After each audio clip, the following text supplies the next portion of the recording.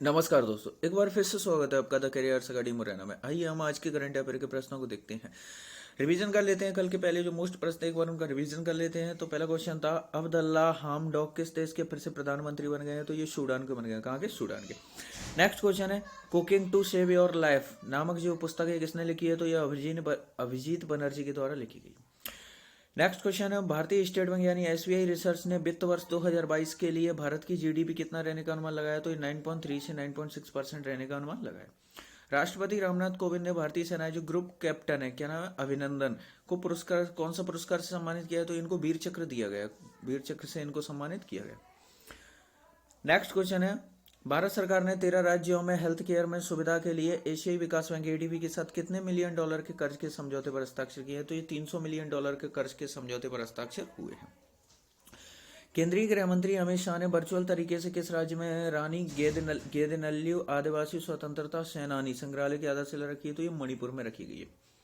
5वें एशियाई युवा पैरा खेल 2025 का आयोजन कहाँ पर होगा? तो ये ताशकंद में इसका समझौता किया जाएगा। ताशकंद में इसका आयोजन किया जाएगा। नेक्स्ट क्वेश्चन है, बोईता वंदना महोत्सव किस राज्य में मनाया गया है? तो ये ओडिशा में मनाया गया है। नेक्स्ट क्वेश्चन देखते हैं, अंतर्राष्ट्रीय एमी पुरस्कार 2021 से किसे सम्मानित किया गया है? तो ये डेविड टेनेंट और हेले स्क्वायर, इन दोनों को जो है 2021 का जो एमी पुरस्कार से सम्मानित किया गया है। 2021 में सर्वश्रेष्ठ पुलिस थाना का पुरस्कार किसे दिया गया है? तो ये सदर बाजार, जो दिल्ली का सदर बाजार पुलिस थाना है, इसको सर्वश्रेष्ठ पुलिस थाने का अवार्ड दिया गया। और अभी तक आपने चैनल को सब्सक्राइब नहीं किया है तो चैनल को सब्सक्राइब करें, बेल आइकन दबाएं, जिससे कि आपको नए वीडियोस की नोटिफिकेशन मिल सके। वीडियो को लाइक करें और अपने फ्रेंड्स के साथ शेयर जरूर करें। साथ ही आप हमें इंस्टाग्राम पर भी फॉलो कर सकते हैं और टेलीग्राम चैनल को भी ज्वाइन कर लें, जिससे कि आपको सारे वीडियो और पीडीएफ की फाइलें एक साथ मिल सके। शुरू करते हैं आज का करंट अफेयर। आज के करंट अफेयर का पहला क्वेश्चन है, हाल ही में किन 3 देशों के तटरक्षक बलों के बीच त्रिपक्षीय सैन्य अभ्यास, जो दोस्ती नाम से जो सैन्य अभ्यास ये आयोजित हुआ है? ऑप्शन है मालदीव, भारत, श्रीलंका और ये सभी। तो इसका जो राइट आंसर है ये है, ये तीनों ही देशों के बीच जो है त्रिपक्षीय सैन्य अभ्यास जो दोस्ती नाम से आयोजित हुआ है, मालदीव, भारत और श्रीलंका के मध्य में। अब इसके बारे में हम और डिस्कस करते हैं। भारत मालदीव और श्रीलंका के द्विवार्षिक त्रिपक्षीय अभ्यास दोस्ती का 15वां संस्करण मालदीव में आयोजित हुआ है। कौन सा था? ये 15वां संस्करण था। तो तीनों देशों के तटरक्षक बलों ने आपसी सहयोग बढ़ाने के लिए त्रिपक्षीय सैन्य अभ्यास किया है। तो तटरक्षक बल यानी कोस्ट गार्ड का है और इसका 15वां संस्करण था। और इसका जो आयोजन है ये कहाँ पर किया गया है? तो ये मालदीव में किया गया। मालदीव की बात करें तो जो मालदीव की जो राजधानी है, मालदीव की राजधानी माले है। और यहाँ पर जो भारत के द्वारा मालदीव में ग्रेटर माले कनेक्टिविटी जो है भारत की सबसे बड़ी योजना का भी शुभारंभ यहाँ पर मालदीव में किया गया है। और एशिया महाद्वीप में मालदीव क्षेत्रफल में सबसे छोटा देश है। नेक्स्ट क्वेश्चन देखते हैं, महिलाओं के खिलाफ हिंसा के उन्मूलन के लिए अंतर्राष्ट्रीय दिवस 2021 कब मनाया गया है? तो महिलाओं के लिए खिलाफ जो हिंसा उन्मूलन के लिए अंतर्राष्ट्रीय दिवस 2021 कब मनाया? ऑप्शन है 24 नवंबर, 26 नवंबर, 27 नवंबर या 25 नवंबर। तो इस क्वेश्चन का आपका राइट आंसर ये है, 25 नवंबर को जो है महिलाओं के खिलाफ जो हिंसा के उन्मूलन के लिए अंतर्राष्ट्रीय दिवस मनाया गया। इसके बारे में हम डिस्कस करें तो हर साल महिलाओं के खिलाफ हिंसा में उन्मूलन के लिए अंतर्राष्ट्रीय दिवस 25 नवंबर को संयुक्त राष्ट्र द्वारा चिन्हित किया जाता है। यह दिन जागरूकता पैदा करने के लिए मनाया जाता है। दुनिया भर में महिलाओं को घरेलू हिंसा और अन्य प्रकार की हिंसा का शिकार होना पड़ता है। इसके लिए इनको जो जागरूक करने के लिए यह दिवस मनाया जाता है। 2021 की जो थीम रही है ये orange the world and violence against women now, ये जो 2021 की इसकी थीम रही है। नेक्स्ट क्वेश्चन देखते हैं, हाल ही में जो धरती को एस्टेरॉयड के हमलों से बचाने के लिए दुनिया का पहला एक डार्ट मिशन जो लॉन्च किया गया है, ये किसके द्वारा? ऑप्शन है इसरो, नासा, जाक्सा या स्पेस एक्स। तो इस क्वेश्चन का राइट आंसर है नासा के द्वारा दुनिया का पहला डार्ट मिशन लॉन्च किया गया है अभी हाल ही में। ये क्या करेगा, जैसे कि यहाँ पर इन्होंने एक एस्टेरॉयड को टारगेट किया है, यानी कि उसमें इसके द्वारा जो है टक्कर कराई जाएगी। तो ये देख उसके से इनको ये जानकारी प्राप्त होगी कि जैसे कि यदि हम ये कराते हैं तो ये यानी कि इसकी जो रेखा है, यानी कि ये इस जगह से कितना इसको हम दूर धकेल सकते हैं। तो इससे क्या है कि भविष्य में यदि कोई एस्टेरॉयड पृथ्वी से टकराने वाला है तो उससे हम अपनी धरती को जो बचाने में सक्षम रहेंगे। तो इसके लिए जो नासा के द्वारा ये स्पेस मिशन लॉन्च किया गया, इसके बारे में और अच्छे से डिस्कस करें तो डट का फुल फॉर्म है डबल एस्टेरॉयड रिडक्शन टेस्ट। धरती को एस्टेरॉइड्स के हमलों से बचाने के लिए नासा ने डाइट मिशन लॉन्च किया। इसका उद्देश्य अंतरिक्ष में चक्कर लगा रहे एस्टेरॉइड की दिशा का पता करना है। डाइट मिशन की लॉन्च स्पेसक्राफ्ट के माध्यम से की गई। इस स्पेसक्राफ्ट को फॉल्कन रॉकेट के माध्यम से अंतरिक्ष में भेजा गया, जहां वो एस्टेरॉइड से टकराएगा। इसके बाद देखना होगा कि एस्टेरॉइड की दिशा में बदलाव हुआ है या नहीं। स्पेस एक्स ने इस रॉकेट को कैलिफोर्निया स्थित वांडेनबर्ग स्पेस फोर्स बेस से रवाना किया है। रॉकेट इस्तेमाल कौन सा रॉकेट है? तो स्पेस एक्स फाल्कन 9 जो है, इसमें रॉकेट का इस्तेमाल किया गया। अब नासा ने किया है, तो नासा के बारे में हम साथ में ही डिस्कस करते हैं। नासा जो है ये अमेरिका की स्पेस एजेंसी है। नासा का फुल फॉर्म है national aeronautics and space administration, जो राष्ट्रीय मानव वैमानिकी और अंतरिक्ष प्रबंधन। इसकी स्थापना 29 जुलाई 1958 को हुई थी और इसका जो मुख्यालय है वॉशिंगटन डीसी में स्थित है। नेक्स्ट क्वेश्चन देखते हैं। एटीपी फाइनल्स खिताब 2021 का खिताब ये किसने जीता है? तो एटीपी फाइनल्स 2021 का खिताब किसने जीता? ऑप्शन है Daniil Medvedev, Alexander Zverev, Andrea Gaudenzi, या इनमें से कोई नहीं। तो इस क्वेश्चन का आपका राइट आंसर है, ये जीता गया ये जीता है अलेक्जेंडर ज्वेरेव के द्वारा। किसने? अलेक्जेंडर ज्वेरेव के द्वारा एटीपी फाइनल्स 2021 का खिताब जीता गया है। और अब ये कहाँ पर आयोजित हुआ, तो इसके बारे में डिस्कस करें तो टेनिस में जर्मनी के अलेक्जेंडर ज्वेरेव ने डेनियल मेदवेदेव को हरा करके ये खिताब जीता है। इसका जो आयोजन है ये इटली के ट्यूरिन शहर में हुआ था। अलेक्जेंडर ज्वेरेव ये जर्मनी के हैं।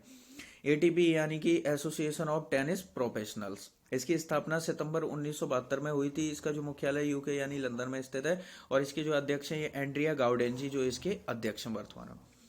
नेक्स्ट क्वेश्चन देखते हैं। किस राज्य के थुलमा कंबल को जीआई टैग दिया गया है? तो हाल ही में थुलमा कंबल को जीआई टैग मिला है। किस राज्य के? ऑप्शन है उत्तर प्रदेश, उत्तराखंड, हिमाचल प्रदेश, मध्य प्रदेश। तो इस क्वेश्चन का आपका राइट आंसर है यह है उत्तराखंड। जो उत्तराखंड का जो थुलमा कंबल है इसको हाल ही में जो है जीआई टैग दिया गया है उत्तराखंड का।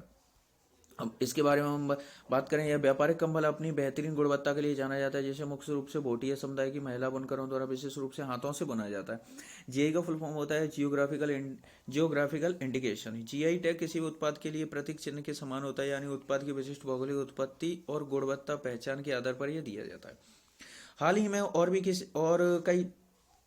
कई प्रोडक्ट को दिया गया है, जैसे कि जो राजस्थान की सोजत मेहंदी को भी जीआई टैग दिया गया है। नागालैंड का नागा खीरा है और मणिपुर का जो तामेंगलोंग संतरा है और मध्य प्रदेश का जो कड़कनाथ जो मुर्गे की प्रजाति है इसको भी जीआई टैग दिया गया है।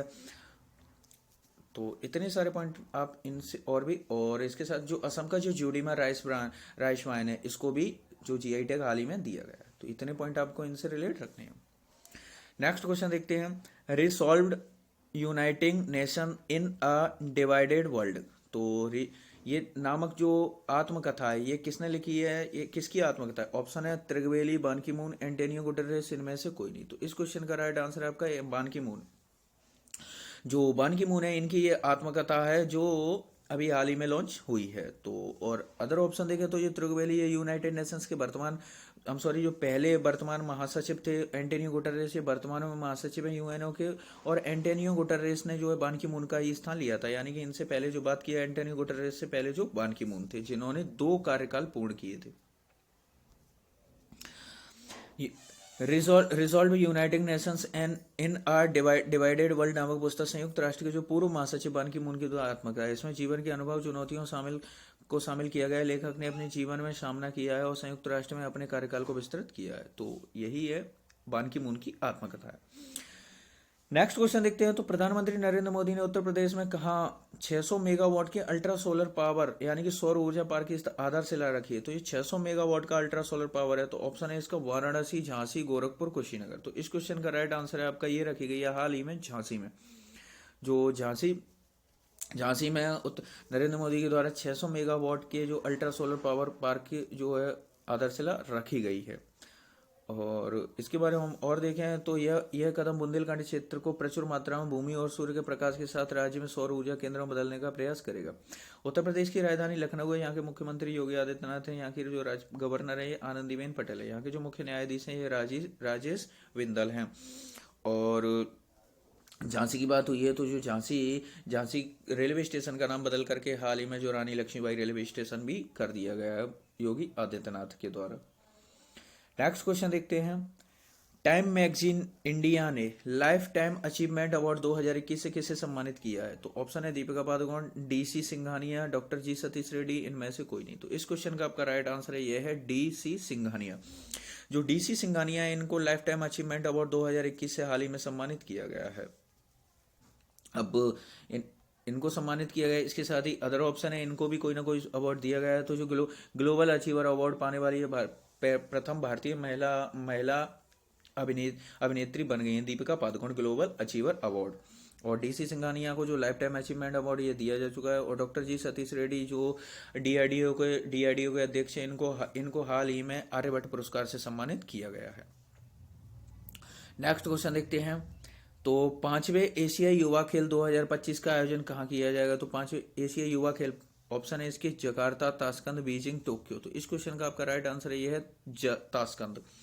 तो ताशकंद में 5वें एशियाई युवा खेल 2025 का आयोजन किया जाएगा। अदर ऑप्शन देखें तो ये जकार्ता यहाँ इंडोनेशिया की राजधानी है। यहाँ पर आसियान का मुख्यालय स्थित है। बीजिंग जो है चीन की राजधानी है। यहाँ पर जो है जो बीजिंग में है, यहाँ पर जो आपका जो ब्रिक्स का जो मुख्यालय यहाँ पर स्थित है। और टोक्यो में भी हाल ही में जो टोक्यो ओलंपिक और पैरालंपिक का ये जापान की राजधानी, यहाँ पर दोनों ही खेलों का जो है आयोजन हुआ था। ताशकंद कहाँ पर स्थित है? ये ताशकंद उज्बेकिस्तान की राजधानी है। अब यहाँ पर देखिए 2 खेलों का एक साथ आयोजन किया जा रहा है और ऐसा होने वाला ये पहला शहर भी बन गया है। तो एशियाई युवा खेल 2025 के 5वें संस्करण की मेजबानी उज्बेकिस्तान की राजधानी ताशकंद करेगा। इसकी मंजूरी एशियाई पैरालंपिक समिति के कार्यकारी बोर्ड के द्वारा दी गई है। तो पहली बार एशियन यूथ गेम्स और एशियन यूथ पैरा गेम्स, तो यानी कि यहाँ पर एशियन यूथ गेम और पैरा गेम दोनों का एक साथ एक ही शहर में 2025 में जो आयोजन एक ही जगह पर किया जाएगा। ये इसका 5वां संस्करण होगा। इसका जो आयोजन है ये ताशकंद यानी उज्बेकिस्तान की राजधानी ताशकंद में किया जाएगा। नेक्स्ट क्वेश्चन देखते हैं। केंद्रीय नीति आयोग के सतत विकास लक्ष्य शहरी भारत सूचकांक 2021 से 22 में कौन सा शहर शीर्ष पर रहा है? तो सतत विकास लक्ष्य शहरी भारत सूचकांक में जो टॉप पर कौन रहा है? ऑप्शन है वाराणसी, अहमदाबाद, शिमला, बेंगलुरु। तो इस क्वेश्चन का आपका राइट आंसर है यह है शिमला। हिमाचल प्रदेश की जो राजधानी है ये शिमला जो है सतत विकास लक्ष्य शहरी भारत सूचकांक 2021 से 22 में जो है टॉप पर रहा है। तो अब इसके बारे में और डिस्कस करें, ये किसके द्वारा लॉन्च किया गया है? तो ये केंद्रीय नीति आयोग के सतत विकास लक्ष्य एवं शहरी भारत सूचकांक 2021 से 22 में शिमला शहर देश भर में शीर्ष स्थान पर रहा है। इस सूचकांक में सामाजिक, आर्थिक, पर्यावरणीय मापदंडों पर नीति आयोग ने 56 शहरों का मूल्यांकन किया था। और शहरी क्षेत्र टॉप 10 में शिमला को 100 में से 75.50 अंकों के साथ यानी श्रेष्ठ स्थान मिला है। पहली बार शहरी क्षेत्रों के लिए रैंकिंग घोषित की गई है। टॉप 3 सिटीज जो रही हैं, पहला शिमला रहा है, दूसरा कोयम्बटूर है और तीसरा आपका चंडीगढ़ रहा है। सबसे आखिरी जो शहर रहा है ये धनबाद रहा है। धनबाद कहाँ पर स्थित है? धनबाद को कोयला नगरी के नाम से भी जाना जाता है और ये कहाँ स्थित है? ये झारखंड में स्थित है। अब आपका कल का सवाल था, हाल ही में जो राष्ट्रीय नेत्रहीन क्रिकेट टूर्नामेंट किसने जीता है? तो ये आंध्र प्रदेश के द्वारा जीता गया। राष्ट्रीय नेत्रहीन क्रिकेट टूर्नामेंट ये आंध्र प्रदेश के द्वारा जीता गया।